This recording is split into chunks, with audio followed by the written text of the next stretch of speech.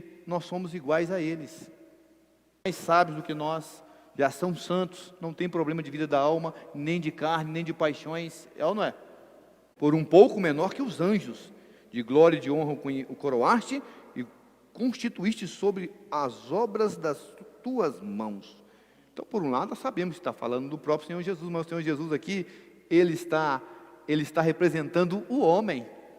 Então, por um lado está falando do Senhor, mas está falando de nós. Então, quem é o homem? Quem somos nós? Seres pecadores, seres fracos, tá certo? Cheios de problemas, mas o Senhor conta conosco.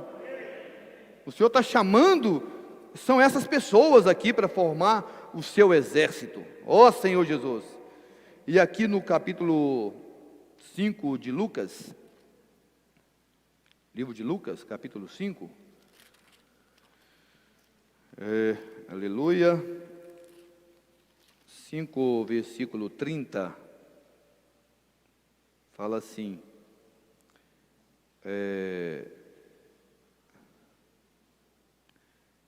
os fariseus e seus escribas murmuravam contra os discípulos de Jesus, perguntando: por que comeis e bebeis com publicanos e pecadores? Então Jesus chamou os seus discípulos de onde? De qual meio? Do meio da pior classe de pessoas daquela época: publicanos e pecadores. Eu acredito que a maioria de nós aqui tivemos um passado assim, não é verdade, irmão? De mentiras, não é verdade? De problemas de imoralidade, de problemas de roubo, furto, pecados, vícios, injustiças. Mas o Senhor foi lá no meio dos publicanos e pecadores levar o evangelho para eles. Jesus não foi lá para viver a vida que eles viviam. Jesus foi lá para levar o evangelho para eles. Porque a formação do exército é com essas pessoas. Você não se sente assim encorajado? Puxa vida, eu não me sinto digno, mas o Senhor me chamou. Quando você olha para você e fala assim: eu não sou digno de fazer parte desse exército. Mas o Senhor aqui chamou o Mateus, né? E quando Mateus fala o nome dele aqui no capítulo 10 de Mateus, ele faz questão de lembrar, de frisar: Mateus, o publicano. Ele está lembrando de onde ele veio. Nós nunca podemos esquecer de onde nós saímos, para não nos orgulharmos. Então Mateus, o publicano, por outro lado, indica o quê? Humildade. E reconhecer que o Senhor estava fazendo uma obra na vida dele. Então, louvado seja o Senhor, que embora não sejamos tão poderosos, não somos poderosos como os anjos, não somos santos como eles, não habitamos na presença de Deus nos céus, mas o Senhor nos chamou. Aí 1 Coríntios capítulo 1.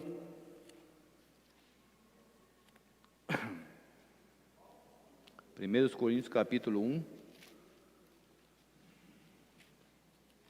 Versículo 26,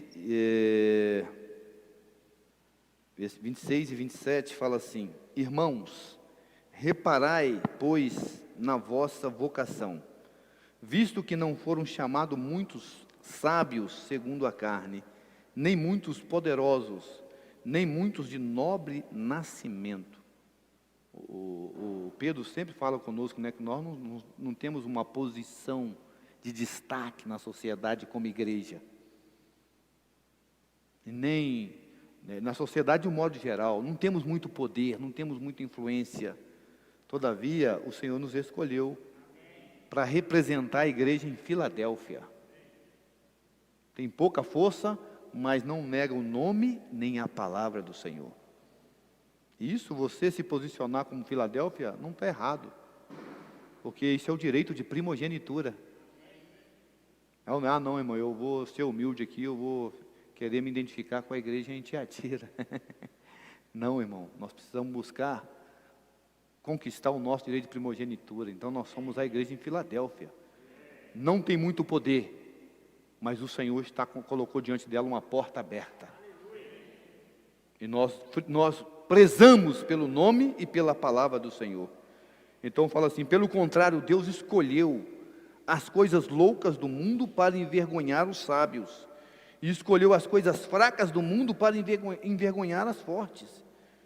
E Deus escolheu as coisas humildes do mundo e as desprezadas, aquelas que não são, para reduzir a nada as que são, a fim de que ninguém se vanglorie na presença de Deus. Então, o que você é? Você não é nada, você e eu somos uma coisa louca. Deus escolheu a coisa louca. É loucura ter te escolhido. Todo mundo, quando quer formar um exército, né, quando quer formar algo, uma equipe, né, uma seleção, escolhe quem? Os melhores, não é? Na Copa do Mundo a gente vê os países organizando e aí escolhe os melhores. Na Olimpíadas é os melhores. Quem é que vai representar o nosso país para conquistar o ouro na natação, por exemplo? Aí vai aquele camarada lá que ele é de elite. Formar os 22 que vão para a seleção, é 22? 24 que vão para a seleção, também são os melhores. E para formar o exército do Senhor, as coisas loucas, piores. É coisa de Deus mesmo, não é verdade? Ó Senhor Jesus, graças a Deus que tem um lugar para nós, amém. Se ninguém te quer, eu quero dizer para você o seguinte, que Jesus te quer. Ninguém me quer lá, irmão, todo mundo me rejeita lá no meu trabalho, na minha faculdade, na minha rua, ninguém liga para mim.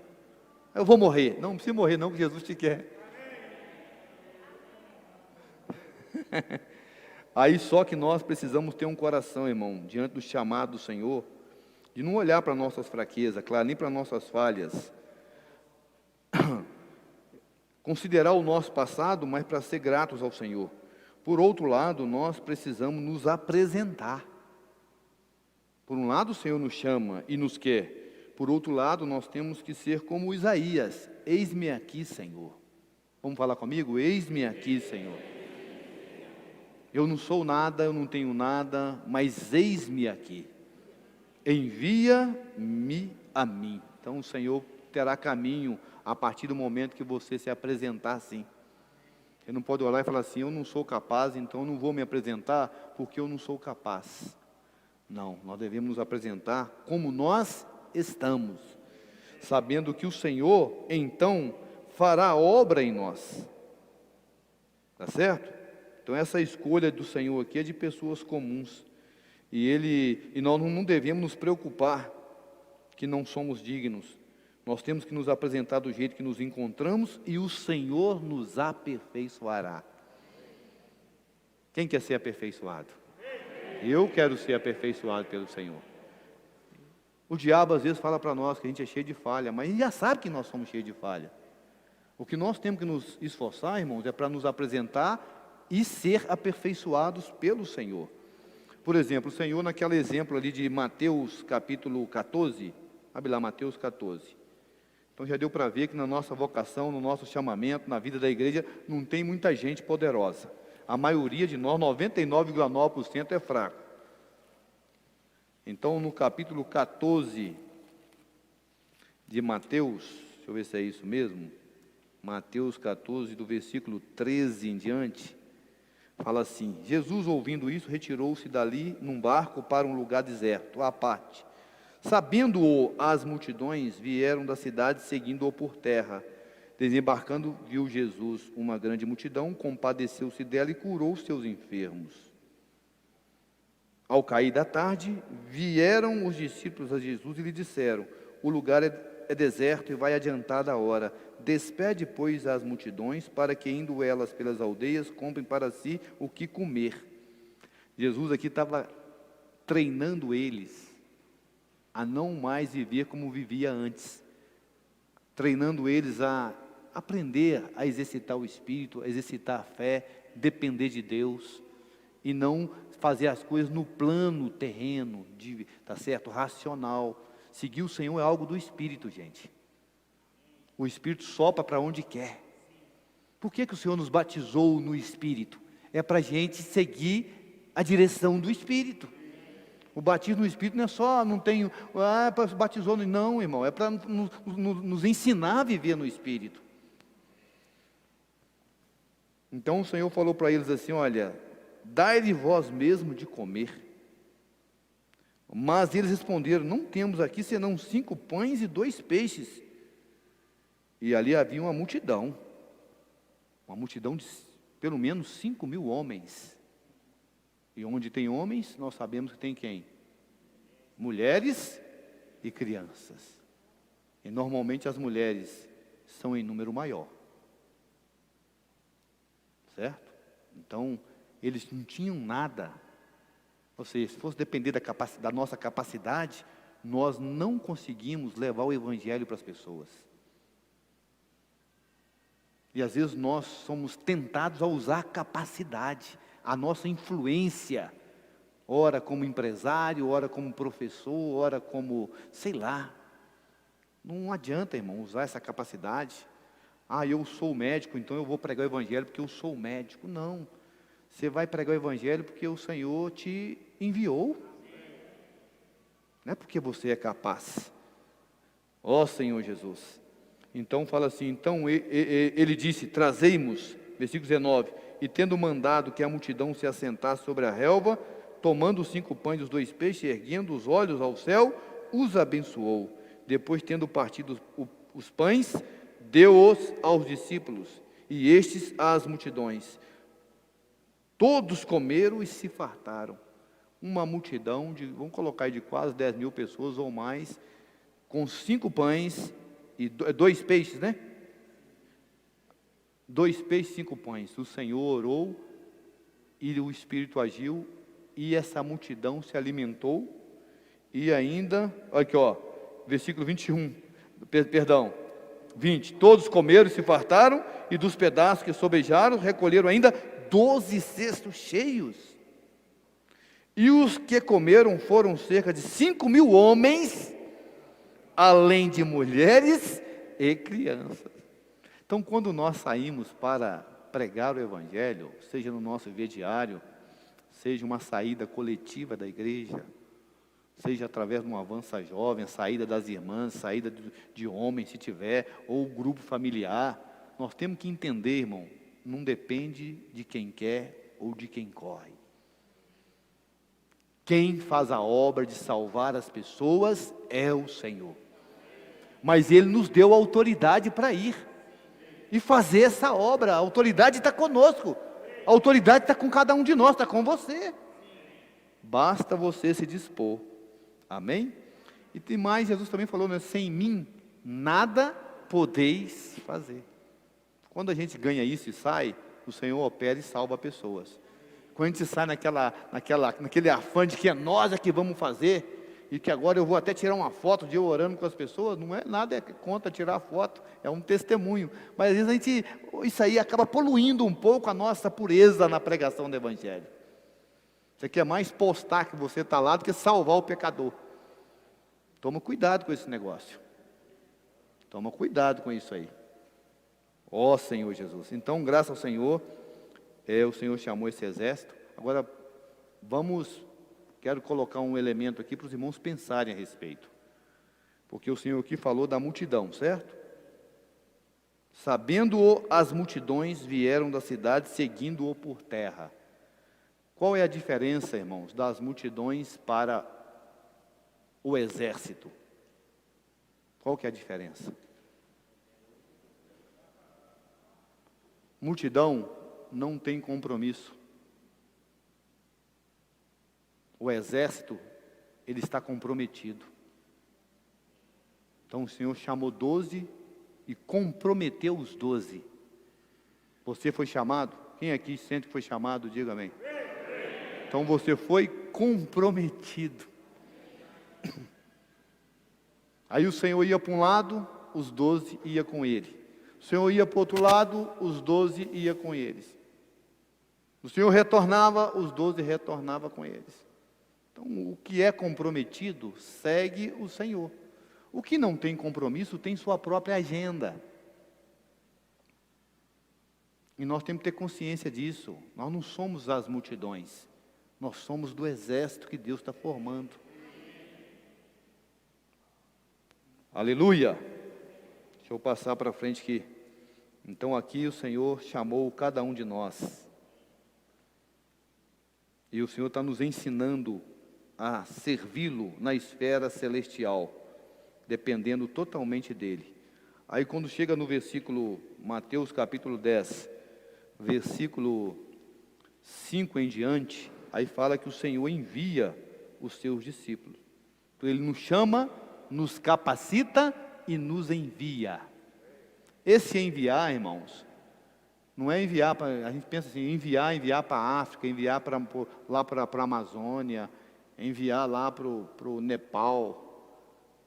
A gente pensa sempre que enviar é para longe. É uma missão extraordinária. Não enviar é você, depois que o Senhor te capacita, você servi-lo em qualquer esfera na igreja e na sua obra. Hoje tem aqui, o Senhor está chamando para servir na comportagem dinâmica e de tempo integral. Mas tem aqueles que o Senhor chamou para poder ter experiência de servir na comportagem dinâmica 1 hora por semana. É um chamado. Ah, irmão, eu não consigo praticar a comportagem dinâmica. Irmão, mas você consegue convidar alguém para reunião. Você consegue levar alguém para o seu grupo familiar. Ou seja, o que mais dificilmente passa um dia sem lidar com uma pessoa. Então esse ambiente aí é o lugar para onde o Senhor está te enviando. Entendeu, Alex? Você vai trabalhar na Fiat, certo, irmão? Onde é o seu ambiente que o Senhor está te enviando para conectar pessoas com Ele? Fiat. Restaurante, se você trabalha no restaurante, é ali. Se você dá aula numa escola, é ali. Se você advoga num determinado escritório, ali vão clientes, então é ali. Se você vende um produto para os clientes na rua, de porta em porta, não sei, qual que é o lugar para onde o Senhor está te enviando? Então nós precisamos ter consciência que nós não estamos ali por acaso e nem para trabalhar apenas. Nós estamos ali para, nos momentos oportunos, nós conectarmos as pessoas com o Senhor. Então o Senhor está nos enviando, aleluia. Então a esses 12 enviou Jesus, dando-lhes as seguintes instruções: não tomeis rumo aos gentios, nem entrei em cidade samaritana, mas de preferência procurai as ovelhas perdidas da casa de Israel. É questão de prioridade, de ordem. Primeiro era a nação de Israel. Tanto é que o Senhor falou: ide, pregai o evangelho. Jerusalém, Judeia, Samaria e até os confins da terra. Então, nesse primeiro momento, o Senhor estava dando experiência para eles de pregar para a nação de Israel. Curai os enfermos, ressuscitai os mortos, purificai leprosos, expelir demônios, de graça recebeste, de graça dai. Não vos proveis de ouro, nem de prata, nem de cobre nos vossos cintos. É porque quando a gente sai para pregar o evangelho, não devemos estar preocupados com nada. Com o nosso sustento. Eu lembro quando nós íamos para a expansão, os irmãos lembram da expansão, lembra? O que a gente ia? Só ia. A gente tinha lugar de hospedar lá? Não. A gente sabia o que nós íamos comer? Também não. E o Senhor cuidou de nós naquele período todinho. Então, quando Ele envia, Ele cuida de nós. Nós não temos que ficar preocupados. Vamos levar bastante dinheiro, porque não sei o quê, para ficar no hotel 5 estrelas. Irmão, não preocupe com nada. Preocupe em seguir a orientação do Senhor. E o Senhor vai nos guardar. E Ele vai prover tudo para nós. E aqui também fala: não vos proveis de ouro, o 10, nem de alforje para o caminho, nem de 2 túnicas, nem de sandália, nem de bordão, porque digno é o trabalhador do seu alimento. Então o Senhor vai cuidar de nós. E em qualquer cidade ou povoado em que entrardes, indagai quem neles é digno. E aí ficai até retirardes. Ao entrar na casa, saudai-a. Se com efeito a casa for digna, venha sobre ela a vossa paz. Se porém não for, retorne para vós a vossa paz. Se alguém não vos receber, nem ouvir as vossas palavras, ao sair daquela casa ou daquela cidade, sacudi o pó dos vossos pés. Em verdade vos digo que menos rigor haverá para Sodoma e Gomorra no dia do juízo do que para aquela cidade. 16. Eis que vos envio como ovelhas para o meio de lobos. Sede, portanto, prudente como a serpente e simples como a pomba. Por quê? Se a gente não for vigilante, o diabo pode ganhar vantagem sobre nós. em alguma situação. Então, quando nós vamos para essa missão, nós devemos ser simples como a pomba, mas também ser prudente. Não vamos fazer a obra do Senhor de qualquer maneira, que aí o inimigo pode se levantar contra nós. Ó Senhor Jesus. Mas se nós estivermos encabeçados pelo Senhor, não há o que temer. Porque o Senhor fala que até os cabelos da nossa cabeça estão todos contados. Ou seja, o diabo não poderá nos causar dano nenhum. Mas por que nós devemos ser prudentes, irmão? Por exemplo, você está num ambiente de trabalho ali. Aí no seu horário de trabalho você quer parar a máquina para pregar o evangelho, digamos assim. O que você está fazendo aí? Você não está sendo prudente. Aí o diabo vai levantar a situação contra você, seu chefe vai te chamar e vai te demitir. Ele vai falar que não é lugar de... E você ainda vai fechar a porta daquela empresa para outros que querem pregar o evangelho, porque você não foi prudente. Mas no seu horário vago, deu horário de almoço, você precisa... Opa, agora eu vou sair aqui para distribuir um jornal, orar por alguns colegas meus, fazer uma reunião aqui com a minha turma. Nós temos que ser prudente.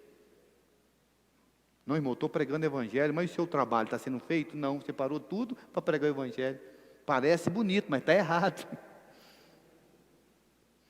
Isso envolve a prudência aqui. E quem nos recebe está recebendo o próprio Senhor. Então o chamamento dos discípulos é para nós também, irmãos. Pois o Senhor está formando seu exército celestial. Ele nos está recrutando aqui na terra para trazer o seu reino. Que possamos dizer sim, amém. Cada um de nós, Senhor, eu quero fazer parte desse exército, quero consagrar minha vida ao Senhor. E eu quero ser útil nas suas mãos. Aí quando chega no capítulo 10 de Lucas, para a gente poder concluir essa parte aqui, capítulo 10... Eles foram, capítulo 10, fala assim, depois disso, versículo 1, então primeiro o Senhor enviou os 12, certo? Aí depois no capítulo 10 fala assim, depois disto, que ele enviou os 12, o Senhor designou outros 70, e os enviou de 2 em 2, para que os precedessem em cada cidade e lugar aonde ele estava para ir. Então aqui o Senhor agora está aumentando o seu exército. O que o Senhor quer através de nós como igreja aqui na nossa cidade? O que o Senhor quer através do seu grupo familiar? O Senhor quer formar ali um exército. Um grupo familiar precisa multiplicar. E só tem um jeito do grupo familiar se multiplicar. É por meio da pregação do evangelho, não tem outra maneira. Só tem um jeito da igreja se multiplicar, é cada um de nós ganhando o compromisso de anunciar o evangelho às pessoas. Nós precisamos conectar, não tem problema, tem gente que procurando, foi a Aline que me falou ontem, né, Aline? Eu estou parado, depois da pandemia eu parei, e o Senhor está me mostrando que eu preciso voltar para uma igreja. A pessoa está querendo ser conectada, aí você fala, tá, legal não, você tem que ir agora. Aí a gente tem que colocar essa pessoa na nossa rede de cuidado, telefone ali, um WhatsApp, você tem 10 contatos, você tem uma rede de cuidado para você. Aí você tem que formar ali uma rede de transmissão, onde você alimenta aquelas pessoas todos os dias, com pequenas porções da palavra. E você ainda deve chamá-las. Irmão, não vou chamar para reunião não, que a gente também tem esse conceito. Reunião de oração, eu não chamo ninguém, porque reunião de oração... Ninguém tem coragem de chamar uma pessoa para reunião de oração. Olha, Elcio, quando você veio para a vida da igreja, qual foi a primeira reunião que você participou? Reunião de oração. Onde é que você ganhou a visão da igreja? Na reunião de oração.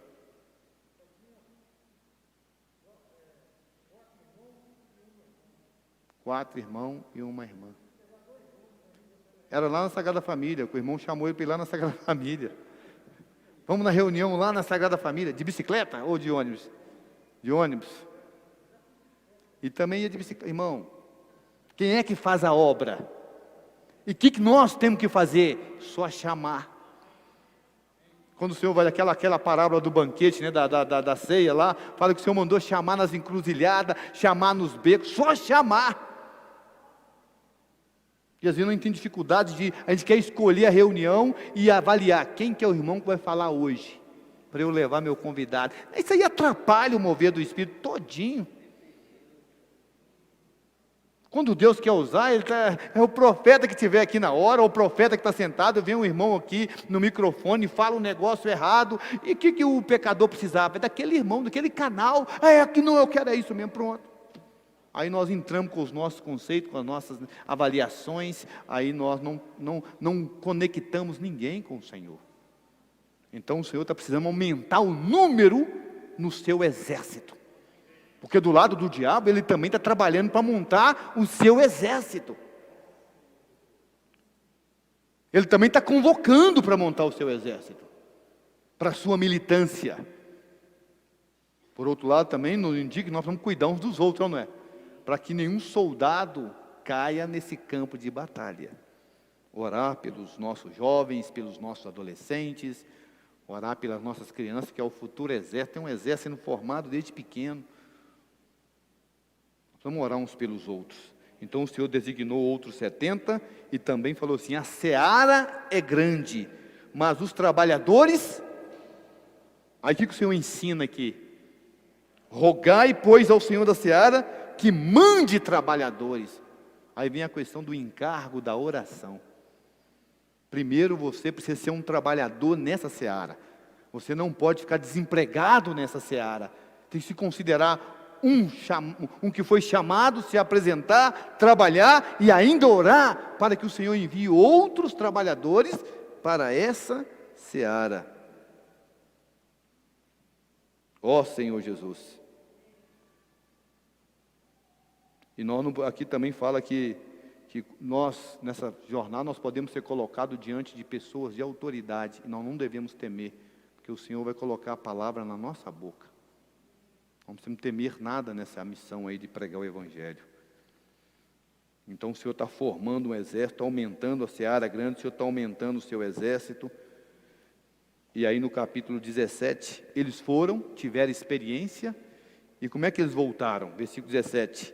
Então regressaram os 70, possuídos de alegria, dizendo: os próprios demônios se nos submetem pelo teu nome. Ou seja, foi o Bruno que falou ontem, Bruno, que pregar o Evangelho nos traz a verdadeira felicidade. Não foi isso que as irmãs sentiram no dia que você saiu, irmãs? Voltaram cheias de alegria. Se você for ver um jogo do Galo, você não volta com a verdadeira felicidade. Você volta até meio frustrado. Do Cruzeiro, então, pior ainda. Mas se você sair para pregar o Evangelho, você vai voltar cheio de alegria. Então, existe uma maneira de desfrutar da verdadeira alegria, é envolver com o Evangelho. Eles voltaram e o Senhor falou para ele: olha, Jesus falou no versículo 18, né? Mas ele lhes disse: eu via Satanás caindo do céu como um relâmpago. Eis aí vos dei autoridade para pisar serpentes e escorpiões e sobre todo o poder do inimigo, e nada absolutamente vos causará dano. Então, cada vez que nós anunciamos o Evangelho, o diabo cai na terra. Cada vez que nós levamos uma pessoa a invocar o nome do Senhor, o diabo cai por terra. Cada vez que os comportores dinâmicos deixam uma semente na mão daquela pessoa ali, o diabo cai por terra. Nós temos autoridade, irmãos. Não é você mesmo que está falando, é o Senhor que está usando a sua boca para falar. Louvado seja o nome do Senhor. Impressionante. Então, na experiência dos 70 discípulos, eles usaram a autoridade para pisar serpentes e escorpiões de todo o poder do inimigo, e nada absolutamente causou-lhes dano. E ao sair para pregar o Evangelho, não precisamos ter medo. A autoridade do Senhor nos protegerá. Deus tem guardado aqueles que saem para pregar. Esse cuidado vem do poder dos céus.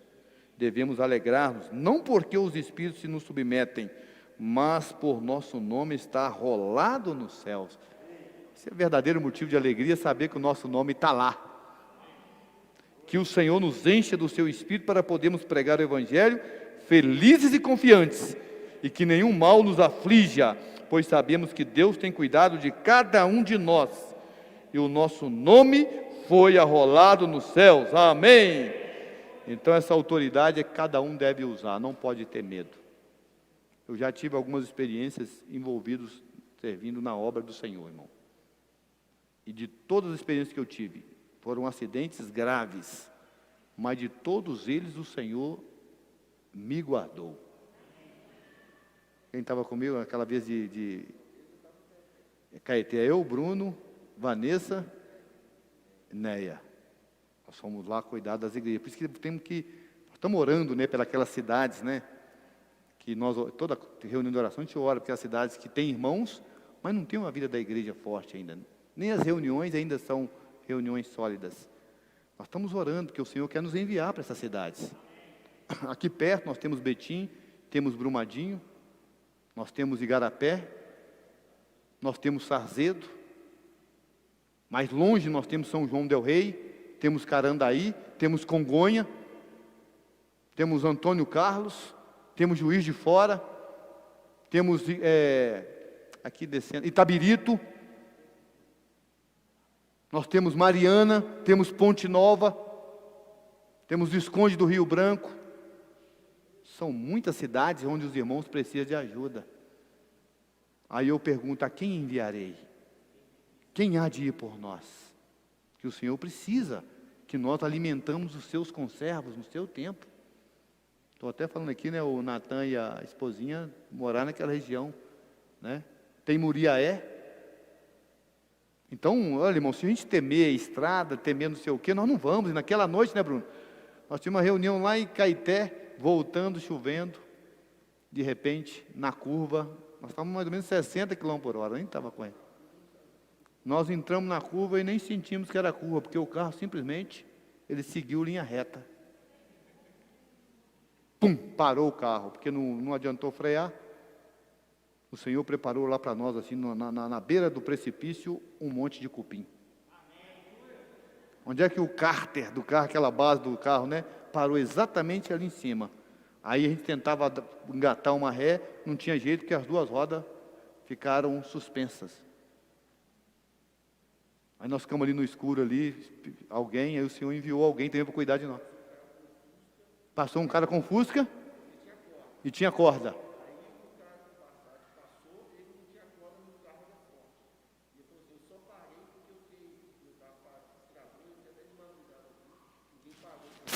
Aí Deus mandou alguém para compadecer de nós, porque Ele falou assim, eu já tive essa experiência e fiquei aqui até de madrugada e ninguém para aqui. Então, como eu tive essa experiência e vi vocês aí, eu resolvi parar. Aí juntaram, um deu a corda, o outro puxou o nosso carro, nós viemos embora. Graças a Deus. Quem cuidou de nós? O Senhor. Depois lá vai nós lá para qual cidade, Elcio? Alvinópolis. É Alvinópolis, depois de João Molevade? O CEAP, levar o CEAP. Depois de João Molevade. Eu não lembro o nome da cidadezinha. Aí lá vai nós também, né, Elcio? Levar a CEAPista. Com colchão, com cadeira, com não sei o que mais, que nós alugamos uma casa para o CEAPista ficar lá. Naquela época o CEAPista ficava na cidade pregando evangelho. Lá vai nós. Aí de repente choveu, e aí uma irmã dirigindo uma estrada, né? Uma irmã de mais ou menos 65 anos, né? Aí quando nós estamos indo um atrás do outro, Elcio e quem estava com você na frente? Aquele irmão lá de Itaúna. Estrada da igreja, aquela vermelha que a igreja tinha, e eu estava no palio atrás. Quando entrou na curva, a irmã tinha diminuído a velocidade, chovendo.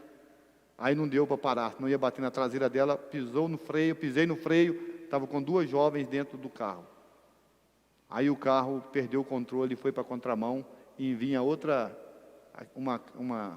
uma 608 na minha direção, e eu ia na direção dela. E eu já não tinha mais controle do carro, porque o carro derrapou. Aí eu só falei, Jesus, as tuas mãos entrega a minha alma. Aí a 708 conseguiu, ela não poderia sair, fazer uma saída brusca, porque senão ela ia cair do outro lado, que é um desnível. Então ela tirou o carro, mas pegou na coluna do meu lado aqui, ó, pegou na coluna e jogou o meu carro de novo para a minha pista, e eu caí dentro da canaleta. O carro estava novinho, exatamente. Então, os nossos bens também é do Senhor. Aí, quem machucou? Ninguém machucou nada. Então, Paulo sofreu vários naufrágios, não é? Aquela de Salvador foi mais interessante, como é que foi um milagre a de Salvador, né? Na terra da Esteli.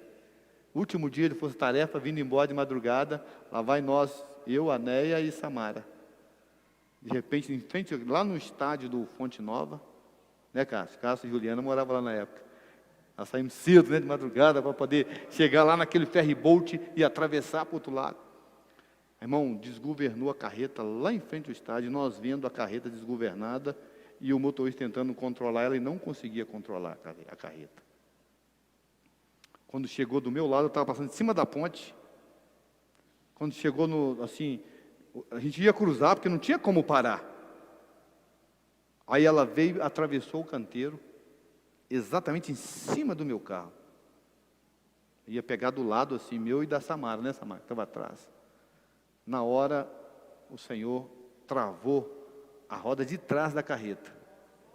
Naqueles ferros que tem no canteiro, a roda travou ali e a carreta e o cavalo só deu uma beliscada no meu carro assim e voltou para o centro do canteiro. E nós saímos lá, voltamos, deu até para dirigir o carro chegou lá meio sambado, né? Não foi? Mas deu até para voltar, ligamos para o negócio aqui, nós não vamos embora hoje não. Deu perda total. Mas o Senhor é quem cuida de nós. E teve outros irmãos aqui que também tiveram acidente na época da expansão. Então o perigo, porque é uma batalha espiritual, o perigo está inerente à nossa função.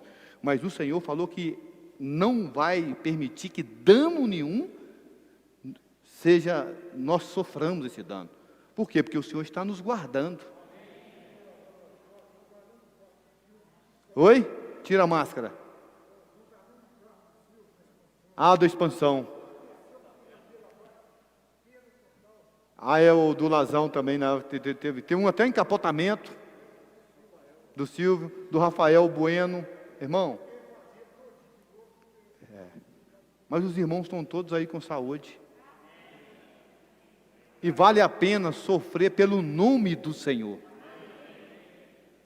E nós íamos muito para Abricampo. Hoje a igreja Abricampo existe. Os irmãos estão lá firmes. Martim Soares tem irmãos lá. Várias cidades que nós levamos o Evangelho. Então eu creio que esse encargo que nós temos falado no livro de Mateus, e será pregado este Evangelho, é um encargo de cada um de nós. E o Senhor está formando um exército, por fim, Apocalipse 19, quem vai estar ali lutando do lado do Senhor para de vez julgar o inimigo por terra? Esse exército aqui que está sendo preparado hoje. E muitos outros que virão. Amém, irmãos?